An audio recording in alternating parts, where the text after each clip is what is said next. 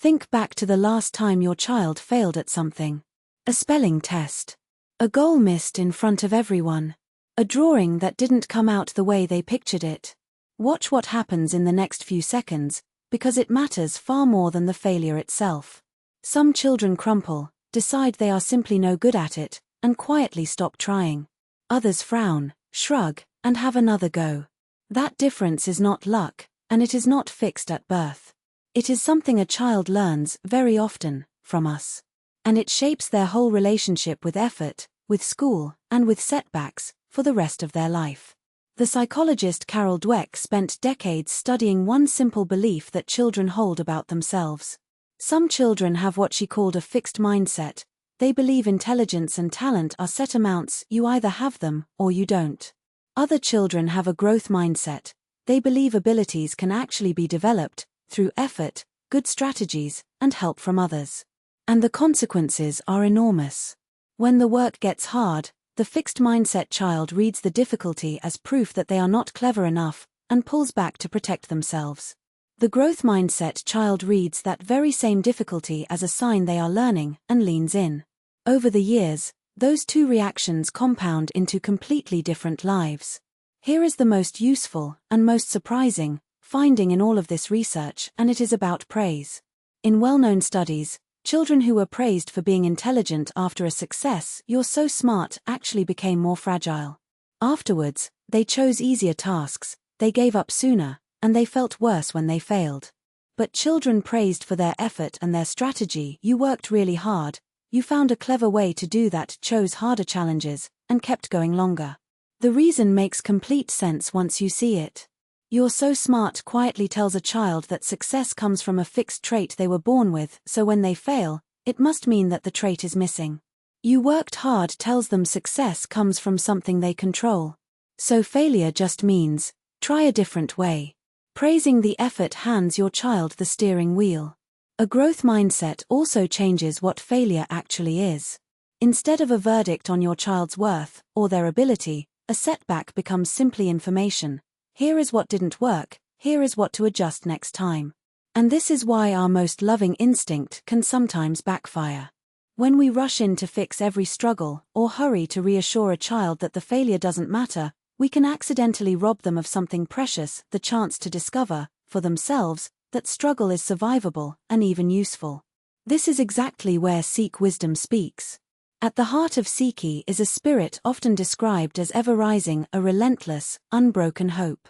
It is not the denial of hardship, it is the refusal to be defeated by it. A child who grows up around that posture absorbs the deepest version of a growth mindset of all. Not "I will always win," but something far sturdier. A setback is never the end of my story.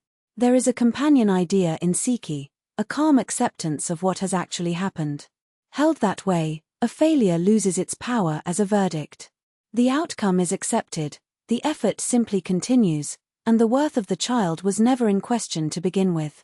The gurus often put this in the language of farming. Guru Nanak Dev Ji wrote, "Make this body the field, your actions the seed, and water it well and growth will come." It is the growth mindset, painted as a garden. You do not simply have a harvest, or not.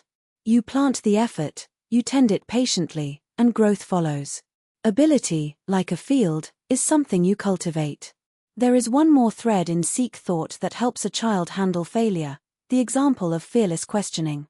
Guru Nanak Dev Ji's whole life was one of asking, traveling, testing what people simply assumed, and learning, never the posture of someone afraid to be wrong. A child who is given permission to try, to be wrong, to ask the question, and to try again, is being raised in that very spirit. Fear of failure shrinks a child. A home where mistakes are simply part of learning lets them grow. So here is something you can try this week. Swap "You're so clever" for "You really stuck with that." Notice the strategy they used. Notice the second attempt. Notice the moment they wanted to quit, and didn't, and say that one out loud. Watch what happens over the days that follow. Slowly, your child begins to narrate their own effort back to you. "I kept trying. I found another way." That is the mindset taking root. Two honest cautions keep this from going wrong. The first is what Carol Dweck herself called the false growth mindset. Praising effort all on its own, even when a child is working hard at a strategy that simply isn't working, does not actually help. Sometimes the kindest, most useful thing is not try harder, but let's try a different way, or let's get some help. Effort matters because it is pointed at learning, not as a virtue all by itself. The second caution is about overpraising. Praise that is constant and inflated quietly loses all of its meaning. Children are sharp. They read a steady stream of amazing and genius as either insincere, or as pressure they now have to live up to. A specific, honest word about a real effort, you didn't give up on that hard part, is worth far more than 100 empty well dones. Authentic beats abundant, every single time. Do all of this, and you raise a child who simply is not brittle. A child who can fail at something on a Tuesday, and come back to it on Wednesday, steady, hopeful, and unafraid, knowing deep down that the setback was never a sentence on who they are. Praise the effort, not the trait. Treat failure as a lesson, not a label. And let them see, in you, that falling down is just part of how a person learns to get back up. That is the whole gift. Not a child who never fails, but a child who is never afraid to begin again.